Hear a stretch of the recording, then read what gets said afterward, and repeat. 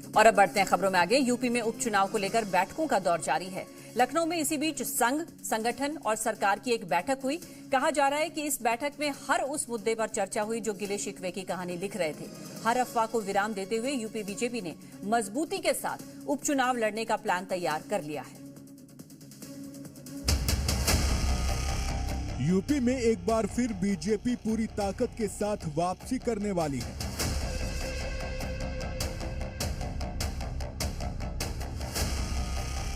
क्या लखनऊ में संघ और सरकार के बीच हुए मंथन में सब क्लियर हो गया?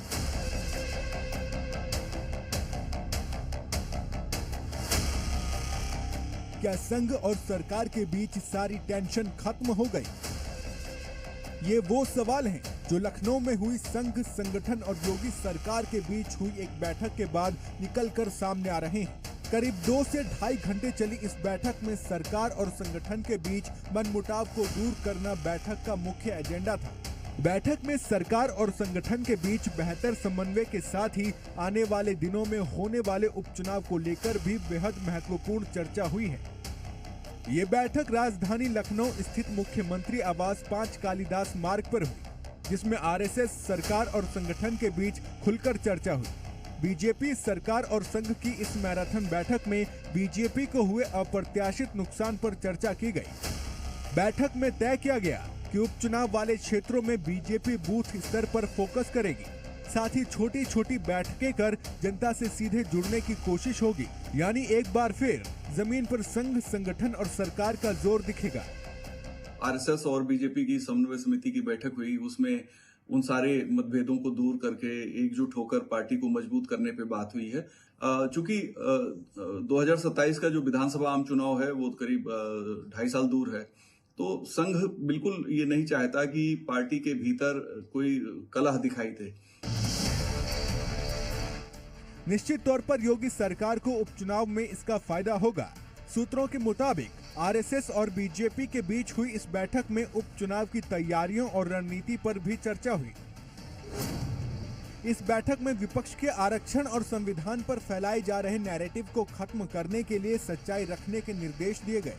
निकायों और वार्डों में खाली पड़े पदों पर पुराने कार्यकर्ताओं को तरजीह देने पर जोर दिया गया। बैठक में ये भी माना गया कि जमीनी कार्यकर्ताओं की नाराजगी से पार्टी को नुकसान हुआ। नौकरशाही के मनमाने व्यवहार को लेकर भी बैठक में चर्चा हुई।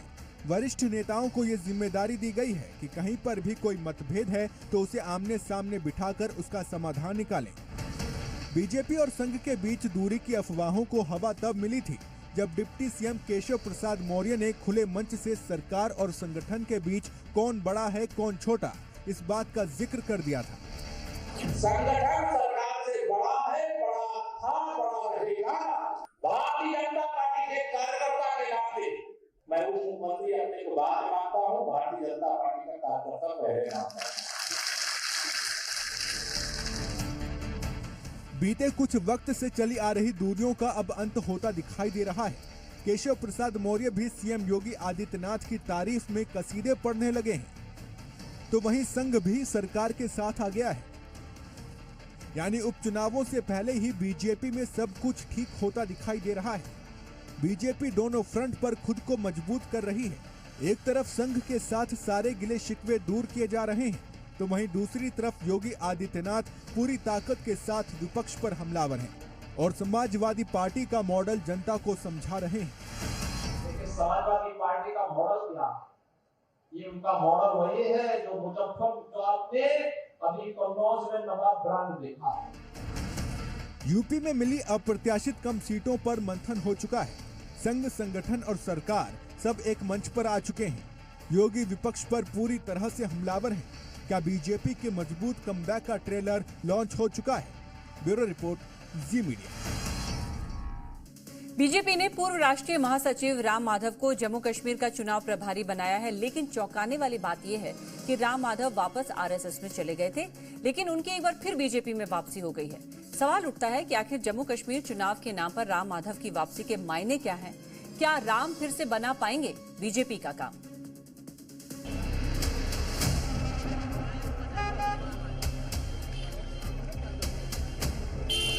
डेमोक्रेटिक प्रोसेस को ग्रासरूट्स में ले जाने के लिए सरकार यहां प्रयास कर रही है। हमारी पूरी प्रतिबद्धता है कि जम्मू कश्मीर के जनता को अपने लोकतांत्रिक अधिकार पूर्णतया मिलना चाहिए। जम्मू कश्मीर में जमहूरियत की वापसी के लिए चुनाव के ऐलान के बाद एक ऐलान ने सबको खूब चौंकाया। यह ऐलान था आरएसएस के राम की बीजेपी में वापसी का। वापसी भी कैसी, सीधे जम्मू कश्मीर चुनाव प्रभारी बना दिया गया। आखिर ये क्या हुआ? बीजेपी में आना, फिर जाना, फिर आना। माना कि बीजेपी में राम की बहुत अहमियत है, लेकिन आरएसएस के राम की 5 साल बाद वापसी के मायने को समझना भी बहुत जरूरी है। तो जम्मू कश्मीर से लेकर आरएसएस और राम माधव को समझने वाले जानकार मानते हैं कि जम्मू कश्मीर चुनाव में राम माधव की वापसी कोई इत्तेफाक नहीं है, बल्कि बीजेपी का सोचा समझा रणनीतिक प्लान है, जिसमें आरएसएस बैकअप एनर्जी के साथ जोर लगा रही है। ये राम माधव ही थे जिनके नेतृत्व में 2015 में त्रिशंकु माहौल के बीच बीजेपी ने पीडीपी के साथ जम्मू कश्मीर में भगवा लहराया था। ये राम माधव ही थे जिन्होंने कश्मीर में सुसुप्त पड़ी उम्मीदों को सरकार में बदलने का सामर्थ्य दिखाया था। माना जाता है कि राम माधव के नेतृत्व के चलते ही 2015 विधानसभा चुनाव में घाटी में बीजेपी की सियासी जमीन में इजाफा हुआ था। राम माधव ने ही घाटी के क्षेत्रीय नेताओं के साथ मिलकर लोगों और पार्टी के बीच पुल का काम किया था। आरएसएस में राम माधव का कद बहुत ऊंचा है। वो संघ प्रमुख के प्रिय कहे जाते हैं। माना जा रहा है कि बीजेपी की तरफ से रिश्तों पर जमी धूल को साफ करने का ये भी एक प्रयास है। इसका सीधा फायदा बीजेपी और संघ के रिश्तों पर भी पड़ेगा। बीजेपी को राम माधव से एक बार फिर करिश्मे की उम्मीद है। उम्मीद जताई जा रही कि अगर सरकार बनाने की गुंजाइश हुई तो राम माधव का पैचअप अनुभव काम आएगा, जिन्हें पैचअप का मास्टर भी माना जाता है। मैं तो कश्मीर की जनता से यही अपील करने आया हूँ, मित्रों, एक बार इस अवसर को अच्छी तरह आप इस्तेमाल करो। परिसीमन के बाद जम्मू में 43 और कश्मीर में 47 सीटें हो गई हैं। जम्मू में बीजेपी की स्थिति पहले से ही बेहतर है। ऐसे में वो कश्मीर में ज्यादा फोकस करना चाहती है और वहाँ भी किसी पार्टी से ज्यादा फिलहाल उसका ध्यान निर्दलियों पर टिका हुआ है। ऐसे में राम माधव की एक्सपर्टाइज वहाँ पर असरदार साबित हो सकती है। लेकिन ये भी बड़ी बात है कि बीते 10 सालों में बहुत कुछ बदल चुका है। खासकर 370 के बाद से हवाओं का रुख समझना बहुत आसान नहीं रहा। ऐसे में देखना होगा कि आरएसएस के राम कितने आएंगे बीजेपी के काम। ब्यूरो रिपोर्ट, जी मीडिया। और अब बढ़ते आगे। चुनावी बिगुल बजने के बाद कश्मीर पहुंचे राहुल गांधी ने सूबे के चुनाव में भी इंडिया गठबंधन का दम दिखाने का फुल प्रूफ प्लान तैयार कर लिया है। जम्मू कश्मीर में कांग्रेस, स्थानीय नेशनल कॉन्फ्रेंस और सीपीएम के साथ मिलकर चुनाव लड़ेगी। इस ऐलान के साथ ही तय हो गया है कि जम्मू कश्मीर चुनाव भी धमाकेदार होने वाला है।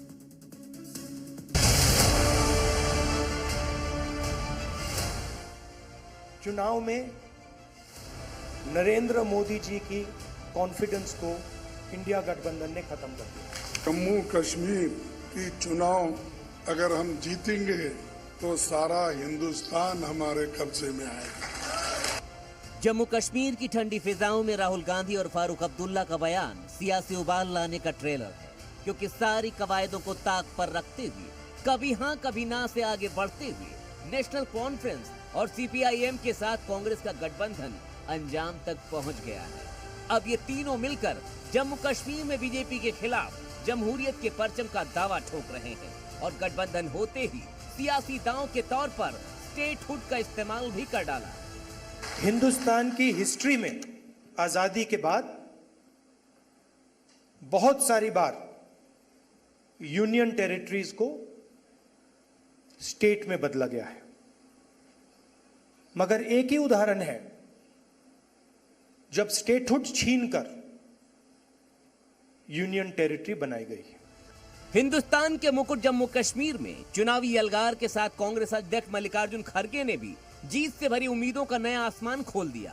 बोले, यहां से समूचा हिंदुस्तान कब्जे में आएगा। जम्मू कश्मीर की चुनाव अगर हम जीतेंगे तो सारा हिंदुस्तान हमारे कब्जे में आएगा।